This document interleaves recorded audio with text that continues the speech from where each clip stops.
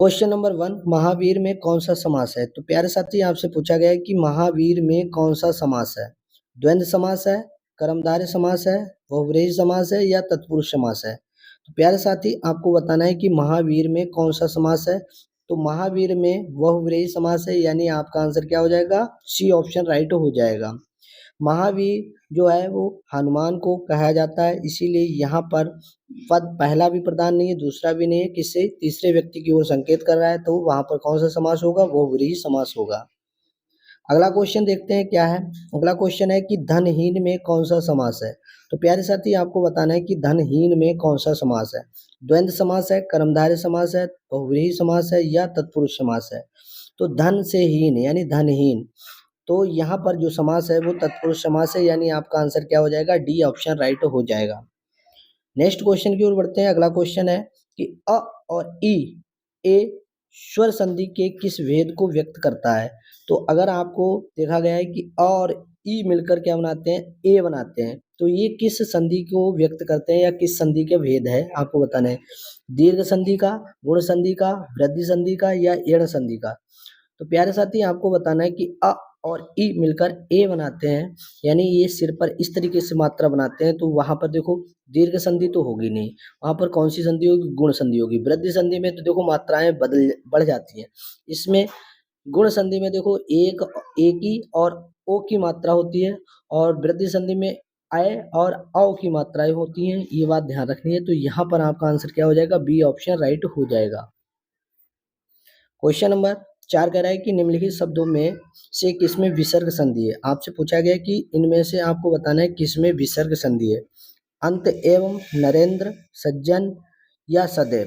तो प्यारे साथी अगर बात करें विसर्ग संधि की, देखो अंत एवं में विसर्ग संधि है, नरेंद्र में गुण संधि है, सज्जन में व्यंजन संधि है और सदैव में वृद्धि संधि है। तो यहाँ पर आपका आंसर क्या हो जाएगा? विसर्ग संधि पूछी है, तो विसर्ग संधि किसमें है? तो आप कह सकते हो सर ए, अंत एवं में विसर्ग संधि है। तो इसे संधि विच्छेद करोगे तो अंतः प्लस एव लिखा जाएगा, तभी अंत एव हो जाएगा। तो यहाँ पर आपका आंसर क्या हो जाएगा? ए ऑप्शन राइट हो जाएगा। अगला क्वेश्चन है कि उत प्लस हार के योग से कौन सा शब्द बनेगा? यहाँ पर आपको बताना है कि ये दो शब्द जब मिलेंगे तो कौन सा शब्द बनेगा। उतार बनेगा, आहार बनेगा, उदार बनेगा, उद्धार बनेगा। तो प्यारे साथी अगर उत प्लस हार मिलकर बनाया जाएगा तो क्या बन जाएगा? उद्धार बन जाएगा, यानी आपका आंसर क्या हो जाएगा? डी ऑप्शन राइट हो जाएगा। अगला क्वेश्चन देखते हैं क्या है। अगला क्वेश्चन है कि निम्नलिखित में से कौन यौगिक शब्द है? आपको बताना है कि इसमें कौन सा यौगिक शब्द है। जैसे लेखक है, पुस्तक है, विद्यालय है, योगी है। इसमें आपको बताना है कि यौगिक शब्द क्या होते हैं। जो दो या अथवा दो से अधिक शब्दों से मिलकर बने होते हैं उन्हें यौगिक शब्द कहते हैं। तो विद्या प्लस आले मिलेगा तो विद्यालय बन जाएगा, यानी आपका आंसर क्या हो जाएगा? सी ऑप्शन राइट हो जाएगा। इसमें आपसे पूछा गया था कि निम्नलिखित में कौन यौगिक शब्द है, तो विद्यालय में यौगिक शब्द है, यानी आपका आंसर क्या हो जाएगा? सी ऑप्शन राइट हो जाएगा। विद्यालय कैसा शब्द है? यौगिक शब्द है। अगला क्वेश्चन देखते हैं क्या है। कौन सा शब्द देशज नहीं है? आपको बताना है कि इनमें से कौन सा शब्द है जो देशज नहीं है। ढिवरी, पगड़ी, डोर, चाय। तो यहाँ पर आपसे पूछा गया है कि वह शब्द ढूंढो जो देशज नहीं है। तो देखो डिवरी देशज शब्द है, पगड़ी भी देशज है, डोर भी देशज है, लेकिन चाय की बात करें तो ये चीनी शब्द है, यानी विदेशी शब्द है। तो यहाँ पर आपका आंसर क्या हो जाएगा? डी ऑप्शन राइट हो जाएगा। क्वेश्चन नंबर 8 कह रहा है कि संबंध कारक का चिन्ह है। आपको बताना है कि संबंध कारक का चिन्ह है में, पर, के लिए, रा, रे, री, से। तो यहाँ पर अगर संबंध की बात करें तो संबंध देखो किससे व्यक्त होता है, तो रा, रे और री से व्यक्त होता है, यानी आपका आंसर क्या हो जाएगा? सी ऑप्शन राइट हो जाएगा। अगले क्वेश्चन की ओर बढ़ते हैं। अगला क्वेश्चन देखते हैं क्या है। अगला क्वेश्चन है कि निम्नलिखित में विकारी शब्द कौन सा है? आपको बताना है कि इनमें से कौन सा शब्द है जो विकारी शब्द है। आज, यथा, परंतु, लड़का। तो विकारी शब्द देखिए प्यारे साथी किसमें है, तो आपका लड़का विकारी शब्द है, यानी आपका आंसर क्या हो जाएगा? डी ऑप्शन राइट हो जाएगा। कौन सा ऑप्शन जाएगा? डी ऑप्शन आपका राइट हो जाएगा। अगला क्वेश्चन है कि निधन का पर्यायवाची शब्द है। आपको बताना है कि निधन देखो दिवा, वसान, देहावसान, देहांतर, आमरण। तो इनमें अगर चारों की ऑप्शन की बात करें तो निधन का सही पर्यायवाची शब्द जो है वो देहावसान है, यानी आपका आंसर क्या हो जाएगा, बी ऑप्शन राइट हो जाएगा। अगला क्वेश्चन देखते हैं क्या है। अगला क्वेश्चन है अंधकार का पर्यायवाची शब्द है। आपको बताना है कि अंधकार का पर्यायवाची शब्द है, पंख है, आतंक है, तिमिर है या घन है। तो अंधकार प्यारे साथी, अंधकार का पर्यायवाची जो शब्द है वो है तिमिर, यानी आपका आंसर क्या हो जाएगा, सी ऑप्शन राइट हो जाएगा। अंधकार का पर्यायवाची शब्द क्या है, तो तिमिर है, यानी आपका आंसर क्या हो जाएगा, सी ऑप्शन राइट हो जाएगा। अगला क्वेश्चन है चिरतन का विलोम शब्द है। आपको बताना है कि जो चिरतन है उसका विलोम शब्द क्या है, अलौकिक, लौकिक, नश्वर, नैसर्गिक। तो प्यारे साथी अगर बात करें चिरतन की बात करें तो इसका विलोम शब्द है नश्वर, यानी आपका आंसर क्या हो जाएगा, सी ऑप्शन राइट हो जाएगा।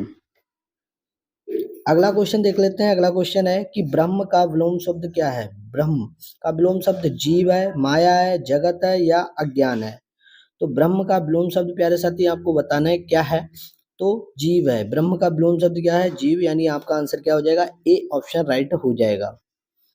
प्यारे साथी वीडियो अगर आपको पसंद आ रही है तो वीडियो को लाइक कर दीजिए, चैनल पर पहली बार जुड़े हो तो चैनल को सब्सक्राइब भी कर लीजिए और बेल आइकन प्रेस कीजिए जिससे कि वीडियो आपके पास सबसे पहले पहुंचे। मैं उम्मीद करूंगा कि आप इस वीडियो के माध्यम से बहुत कुछ सीख गए होंगे और सीखना भी चाहते हैं, इसीलिए मैं आपको अच्छे से अच्छे क्वेश्चन लाने की कोशिश कर रहा हूं।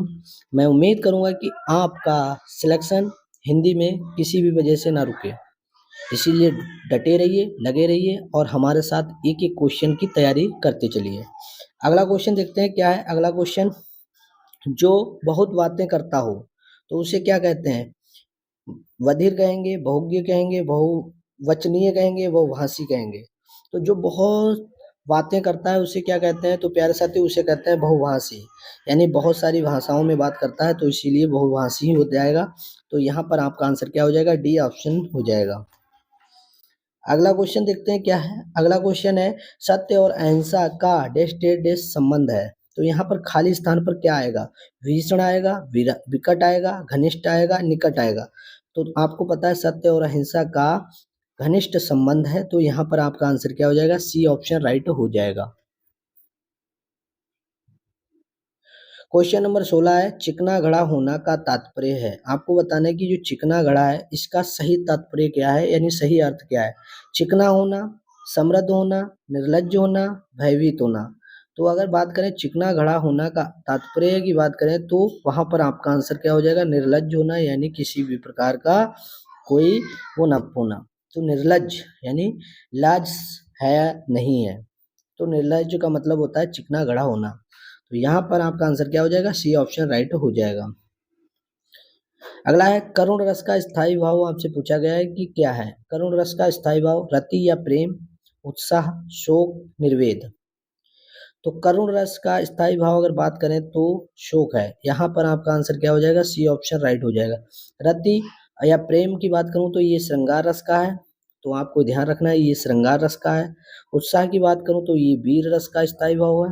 निर्वेद की बात करूं तो ये शांत रस का स्थायी भाव है। तो आपको ध्यान रखना है कि उत्साह जो है वो वीर रस का है, रति और प्रेम जो है वो आपका श्रृंगार रस है, निर्वेद किसका है, शांत रस है, तो शोक किसका है, करुण रस का स्थायी भाव है। तो यहाँ पर आपका आंसर क्या हो जाएगा, सी ऑप्शन राइट हो जाएगा। अगला क्वेश्चन है कि शिल्पगत आधार पर दोहे से उल्टा छंद है। आपको बताना है कि दोहे का उल्टा क्या होता है।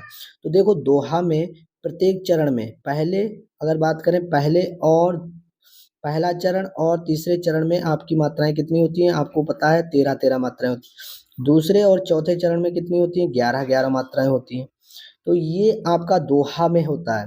दोहा जस्ट दोहा का उल्टा क्या होता है, तो वो होता है सोरठा। सोरठा में क्या होता है, उल्टा हो जाता है, यानी पहले और तीसरे चरण की बात करें तो इसमें 11 मात्राएं हो जाएंगी और दूसरे और चौथे चरण की बात करूं तो उसमें 13 मात्राएं हो जाएंगी। तो यहाँ पर आपका आंसर क्या हो जाएगा, शिल्पगत आधार पर दोहे का उल्टा यानी क्या होता है, तो आप कहोगे सर सोरठा होता है, यानी आपका आंसर क्या हो जाएगा, सी ऑप्शन राइट हो जाएगा। अगला क्वेश्चन देखते हैं क्या है। अगला क्वेश्चन है वीर या आल्हा किस जाति का छंद है। आपको बताना है कि वीर या आल्हा वाणिक छंद है, मात्रिक छंद है, मुक्त छंद है या इनमें से कोई नहीं। तो वीर या आल्हा जो शब्द की छंद है वो कैसा है, तो आपका मात्रिक छंद है, यानी आपका आंसर क्या हो जाएगा, बी ऑप्शन राइट हो जाएगा। अगला क्वेश्चन आपके लिए है। इस क्वेश्चन का आंसर कमेंट में बताना है कि पृथ्वीराज रासो के रचनाकार हैं जयदेव हैं, चंद्रवरदाई हैं, जगनिक हैं या विद्यापति हैं। तो इस क्वेश्चन का आंसर आपको क्या देना है, कमेंट में हमें बताना है। अगर आज की वीडियो आपको पसंद आई है तो वीडियो को लाइक कर दो।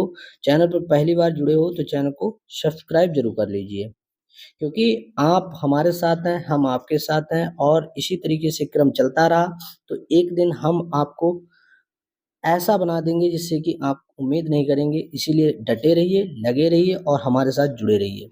आज के लिए इतना ही। Thank you.